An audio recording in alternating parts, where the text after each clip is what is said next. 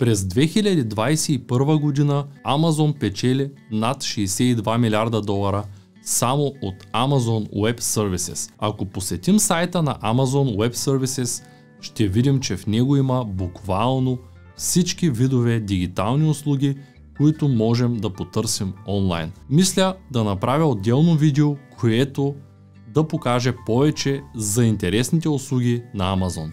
Ще дам само един пример, за да разберете колко странни неща предлага компанията, за да задоволи нуждите на клиентите си. Тя предлага физически куфар за съхранение на информация, който ще изпрати на посочен от клиента адрес. Той притежава цялата информация от сървъра на клиента и е създаден, за да го получи на адреса и да го използва. Ако вие сте клиента, можете да качите всичко от това, което имате нужда и да го върнете обратно към Amazon. Amazon, която в началото е била електронен магазин за книги, днес предлага на клиентите си над 350 милиона различни продукти, общо с тези, които продават като външни търговци във веригата. И притежава над 12 милиона от тези продукти в собствени складове в Америка. Здравейте и добре дошли отново. Казвам се Цветан Радушев и това е моят бизнес канал. В него ще научите повече за онлайн търговията.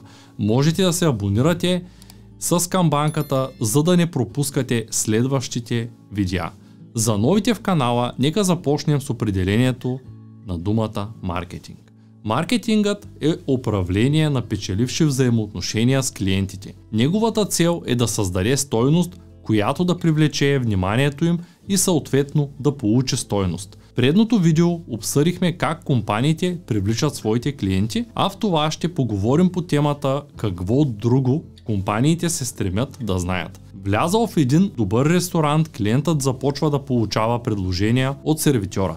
Желаете ли още една бира, още една вода, искате ли десерт, нещо за пиене с десерта? Това е така, защото крайната цел на добрият бизнес е да увеличи пазарния дял от своите клиенти. В случая ресторантът се бори за по-голям дял от стомаха на своя клиент. Amazon, който споменахме, в началото прави всичко за своите клиенти. Знаете, че те предлагат 100% гаранция на своите продукти във всяка възможна ситуация и не случайно са най-големият търговец в света. Известен маркетинг консултант твърди, че единствената стойност, която една компания може да създаде някога, е стойността, която произлиза от клиентите. Ричард Лав от Hewlett Packard споделя, че скоростта на промените е толкова голяма, че сега способността да се променяш се превръща в конкурентно предимство. Често казвам това в канала и днес ще обсъдим трите основни явления, които трябва да знаем, за да можем да се справим с бъдещето на бизнеса. Цифровизацията, бързата глобализация и етиката в бизнеса. Това са трите основни явления, които ще обсъдим в днешното видео. От индустриалната революция до създаването на автомобила, технологичните преимущества на една компания водят до нейния прогрес. Бизнесите веднага са се опитвали да се адаптират към новите технологии. Нека започнем с любимата ми сфера, а именно с цифровизацията. Още от самото начало на развитието на интернета и бумът на технологиите доведе до ерата, в която живеем днес. Днес той свързва всички повече от всякога. От всичко ново на този свят интернетът е най-мощното и най-вълнуващо откритие. До толкова сме свикнали с него, че не осъзнаваме как вече светът не може да функционира без него. Той е виновен за много неща. През 2008 година в света има 1,4 милиона потребителя на глобалната мрежа, а днес те вече са над 6 милиарда. Това е огромно число и потенциалът на интернет тепърва започва да се разгръща. Само по тази тема мога да говоря с часове. Освен огромния ръст на потребителите, нараства и времето, което те прекарват в интернет. Само за последните 7 години броят им е нараснал с 65% и те отделят с 35% повече време днес спрямо преди 7 години. Днес 94% от информацията по света е дигитализирана. Тази година в световен мащаб има 7,26 милиарда мобилни телефона. Изключително важно е присъствието на всеки един бизнес в интернет. Всичко се автоматизира и дигитализира. Това е самото начало. Почти всяка една индустрия е засегната от тези промени. В кой сектор работите и той засегнат ли е? Оставете това в коментарите на видеото. 2. Бърза глобализация. Тя дава сериозно предимство на бизнесите по света. Не случайно Toyota, Nokia, Nestle, Sony и други големи компании са заели огромна част от пазара в САЩ. В днешно време е нормално да закупя рамки за очила от Китай, да ги оборудвам с стъкла от Италия и да ги сглобя в България и крайният продукт да бъде с надпис произведено в Европа. Ето един пресен пример от България. С новите тройно по-високи цени на тока, нашите производители, които имат енергозависими бизнеси, ще бъдат убити от тези, които плащат по-евтин ток. Това са плюсовете и минусите на самата глобализация и преди да кажете, че в България е трудно, ще ви кажа, че ние имаме сериозно предимство, създавайки бизнес локално. Разликата в стандарта между България и останалите членки на Европейския съюз е толкова голяма, че можем с лекота да наемем специалисти локално тук с доста по-ниски заплати, които да са конкурентни на международния пазар. Да, откъм производство сме много ограничени в момента, но в сферата на услугите все още има достатъчно хляб. Тоест с един и същи бюджет в България и в Германия, например, би стартирал бизнеса в България с огромно преимущество в наша полза, ако той не е енергозависим, разбира се. Етиката в бизнеса. Тук влизаме в една страхотна тема, която смятам, че повечето собственици на бизнес в България все още не са разбрали. Ще дам личен пример. През март месец закарах джантите на автомобила си на боядисване. Сервизът ми обяви цена 200-250 лева и време за изпълнение 1-2 седмици. В началото на месец юни се обадиха да ми съобщят, че едната джанта е подготвена и щяло да струва повече пари.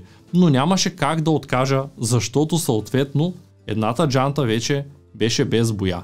Съгласих се и седмица по-късно, т.е. 3 месеца по-късно от първоначално предвидения срок, джантите бяха готови и когато отидох да ги взема, ми съобщиха, че са имали много работа по тях и цената, която трябва да заплатя, е 450 лева. Освен това ми казаха, че трябвало, когато ги монтирам с гуми, да мина вътрешната част с телена четка и на въпроса защо не са направени така, че да мога да ги монтирам директно, ми бе обяснено, че в сервиза липсва телена четка, която струва може би около 5 лева. Тази година, полирайки автомобила си и боядисвайки елементи, този сервиз съм оставил над 700 лева. В дългосрочен план, може би те ще изгубят над 10 000 лева от мен, а от това, че не ги препоръчвам още поне 5 пъти по толкова. И от това, че потенциалните клиенти няма да ги препоръчват, може би ще са на загуба 200-300 хиляди лева за следващите 10 години. Нека споменем, че сега получават и антиреклама, която води до допълнителни загуби. Всичко това, защото освен, че не могат да спазват собствения си срок, те увеличават двойно цената на услугата и накрая клиентът получава продукт, който трябва да дообработва. Тоест наложи се да ходят 2 пъти на сервис за едни и същи гуми. Първият път ми отказаха да минат с телена четка джантите, а вторият път ми сложиха течен каучук, за да прилепнат гумите. И така платих 2 пъти и загубих 2 пъти време. Ако това се случваше преди 10 години, нямаше да е кой знае какъв проблем за този бизнес. Но сега този търговец има възможност да получава обратна връзка от клиентите по интернет и в дългосрочен план да бъде съсипан като бизнес. В следващите видеа ще засегна как отговорността помага в бизнеса. Какво всъщност маркетинг компаниите събират като информация, за да могат да предложат адекватни оферти на своите клиенти и да подобряват услугите и продуктите си. Най-важното е да вземат обратна връзка от своите потребители. Ето защо Amazon има сериозни метрики и допуска максимум 1% от клиентите да се оплачат преди да санкционира самия търговец. Amazon знаят, че загубата на клиент е много по-сериозна, отколкото загубата на търговец.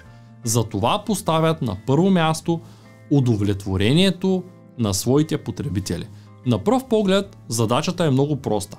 Трябва само да натрупате база от доволни клиенти, но за това се крие много работа. Ето и някои стъпки, които ще ви помогнат в създаването на лоялни клиенти. Първо, трябва да имате комуникация с тях. Добрата комуникация изисква метрики, които да могат да я измерят. Трябва да разберете какви са конкретните нужди на клиентите и да опитате с вашите продукти или услуги да им ги доставите. Трябва да се чувстват обгрижани по всяко време, да разбирате техните нужди и проблеми.